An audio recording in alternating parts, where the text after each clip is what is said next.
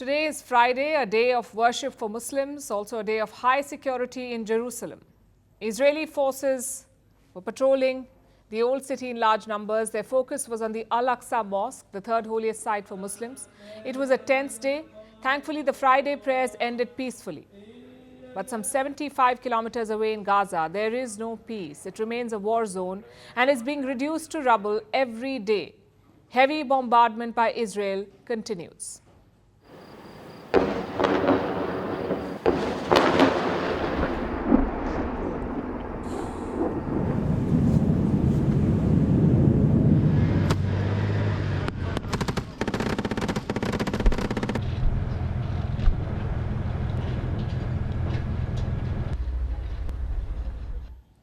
Israeli forces have surrounded the Gaza city. U.S. Secretary of State Antony Blinken is visiting. He wants a pause in the fighting. But Israel is unrelenting. It says a ceasefire is not on the table. They're gearing up for what they call the next phase of war, a more aggressive offensive and intensified ground operations. So let's get you the latest. Starting with the Gaza city. It's the largest Palestinian city located on the Gaza Strip. It's a stronghold of the Hamas, their political and military base. And now, the top target for Israel. Remember what Prime Minister Netanyahu said. He asked his soldiers to destroy Hamas. So that is their mission now, to dismantle this group. And they're doing it ruthlessly. On their way to Gaza City, the IDF attacked a number of Hamas strongholds. They took control of them. They seized a large amount of military equipment, including grenades, explosives, and communication equipment. All of it belonged to Hamas. Gaza City is sort of the final frontier for the IDF. They've released a video. It shows their potential targets. This is where Hamas's leaders hide, beneath homes, schools, and hospitals, while the people of Gaza involuntarily provide them with cover. Hamas must be eliminated, and there's only one way to reach them. And that's what we're doing now.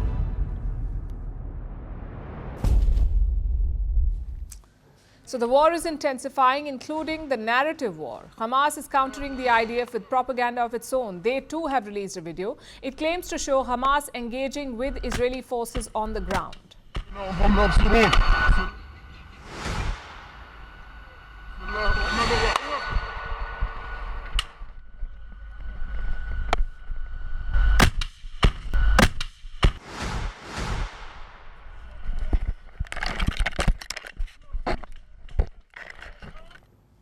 Israel says Hamas is fighting back and they're carrying out what they call hit-and-run attacks. And to do this, they use their tunnels. It's also one of the biggest challenges for the Israeli forces, the Hamas tunnels. They're spread across Gaza, they're underground, and they're hard to map. They serve as the perfect hiding place for Hamas, and from these tunnels, they launch surprise attacks on Israeli troops. The IDF says it has managed to neutralize one tunnel. You see here a shaft entrance from which the Nukba or the Hamas Naval Commando Forces exited. 8 were killed. This is the shaft. You can clearly see concrete. All signs point to an escalation. Today, Antony Blinken arrived in Israel. He's the U.S. Secretary of State. He's on a difficult assignment. His job is to secure a humanitarian pause, which is not the same as a ceasefire, but it's a pause in the fighting nonetheless. His job is to convince Prime Minister Netanyahu to halt the fighting. Before he left for Israel, Blinken said he would seek, quote-unquote, concrete steps and ensure that civilians are not harmed. It is very important that when it comes to the protection of civilians who are caught in a crossfire of Hamas's making, that everything be done to protect them and to bring assistance to those who so desperately need it. Earlier today, Blinken met with Netanyahu and other Israeli leaders, but there's little to suggest that he will get the concessions he's asking for.